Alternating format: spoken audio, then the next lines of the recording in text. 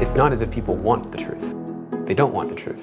Fake news is one of the classic collective action problems of our era. My job is to tell the truth and hope that people believe it. I don't think fake news is the cause of the problem to democracy. I think that the proliferation of fake news is one of the most important symptoms of a decline in sort of shared values and a shared sense of truth. The information environment and trust environment for different media is eroding quickly and needs to be corrected. It will get much, much worse very quickly if we don't do something. There is a very real sense of urgency to tackle the spread of misinformation, or what is more commonly known as fake news. A historical problem that now spreads with a virality once impossible before social media. The problem may be old, but these conditions are new. In fact, the largest longitudinal study on the phenomenon of false news and how it spreads was first published as recently as March 2018. After poring over millions of tweets written over the course of 10 years, researchers from MIT concluded that falsehood diffused significantly farther, faster, deeper, and more broadly than the truth.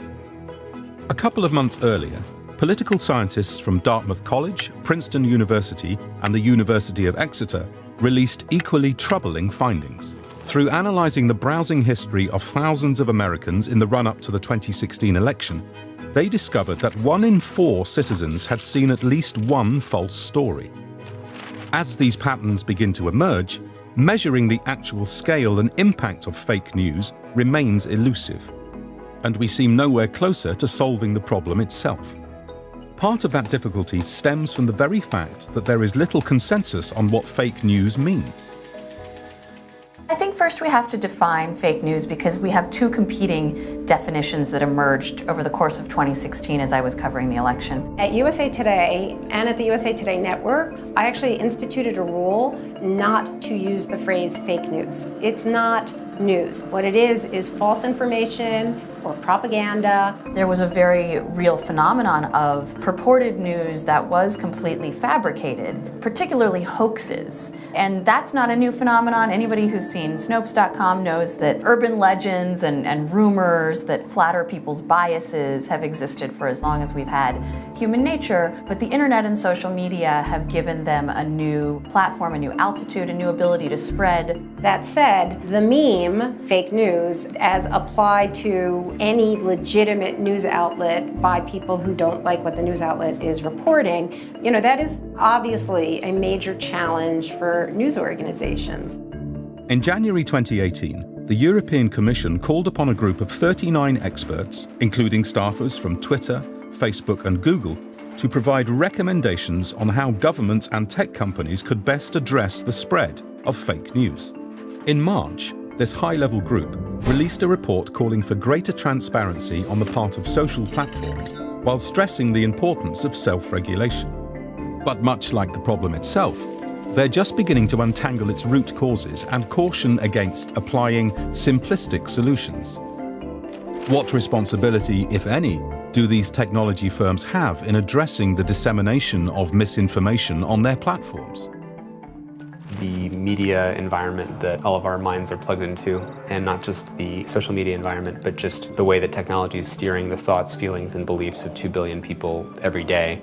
For our digital and social firms, they like to position themselves as more like a telephone wire where they don't control the content. But the fact is that they are already controlling the content because they have algorithms that control what we see. So they're already acting the part of editor. These private sector tech platforms, which do have a role as essentially media companies who are realizing that they can't just be hands-off and say, we're just the venue, we have nothing to do with what people say here. So I don't think they've figured it out either, but they are wrestling with it now for the first time. People are not going to stop using social media for news. And so given that, and given that that's the environment that we're all living inside of, how can we make those technology companies accountable to democracy and not just maximizing screen time? With mounting concerns of misinformation threatening the democratic process, a number of countries are pushing for greater regulation. In January, Germany passed a law that requires social media companies to remove hate speech from their platforms or else face fines of up to 50 million euros. That same month, the French President Emmanuel Macron announced his own plans to draft a law against fake news that would grant judges the authority to remove misleading content during sensitive elections. And in Italy, citizens can now report what they believe to be fake news to the police. The bigger issue here is it's not so much reporting it to the police, who are probably not equipped to get to the bottom of it.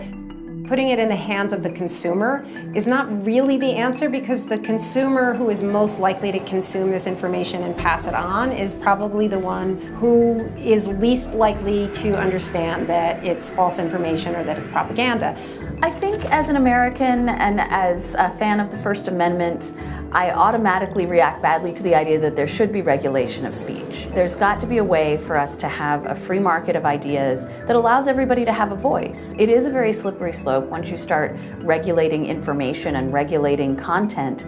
It plumbs such kind of profound ethical questions that it can't just be a piece of regulation that's kind of, hatched out by those who are immediately concerned by it. This is very much about like how we want our societies to become and be going forwards. That has to be a conversation that has a broader extent of participation. We have to work out about how we involve societies in this conversation, right? It's so innate to who we are and who we want to become.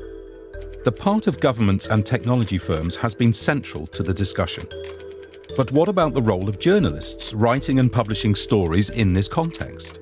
When the digital advertising model rewards clicks, there's an inherent pressure to produce attention-grabbing headlines. And as the aforementioned MIT study revealed, truth can't always compete with fiction.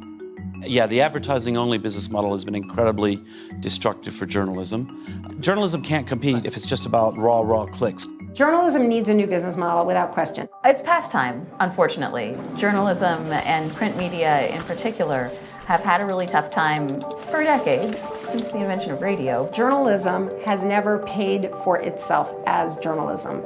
It's always been supported by subscriptions, advertising, wealthy benefactors. I'm a former local journalist. I began my career by working for newspapers, small newspapers in Ohio and Pennsylvania. And that's what's really been hollowed out, is people's sources of the information that matters to their lives, local media, reporters covering state capitals. There are fewer and fewer political reporters, legislative reporters. In the state governments where these laws are being made, it's not financially sustainable right now. In fact, right now, the most sustainable business model for print media appears to be well-intentioned billionaires. But we know that media, like everybody else, is in the midst of this digital transformation, and there will be a new model, and somebody's going to figure it out, and hopefully soon. I think we have to start solving this problem, not the layer of what should news do, but how do humans actually work? And because we actually work in a way where we want to confirm our beliefs and we'll seek out places that confirm our beliefs, how would we then have technology companies, knowing that about us, augment our experience to break open some of those patterns? In a hyper-partisan environment, you will have people constantly search for sources of news and information that confirm their prior political beliefs. They will often fail to find that in the most credible news media, and they will seek it out elsewhere. If it all boils down to human nature, how do we go about correcting it? Or at the least, understand and work around this vulnerability?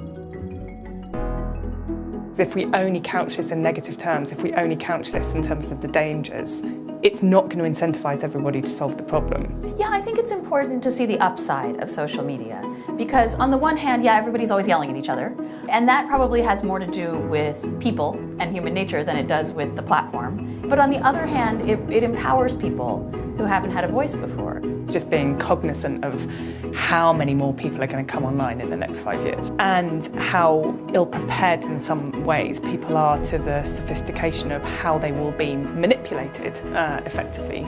Part of what we're seeing fake news do is drive people away from each other.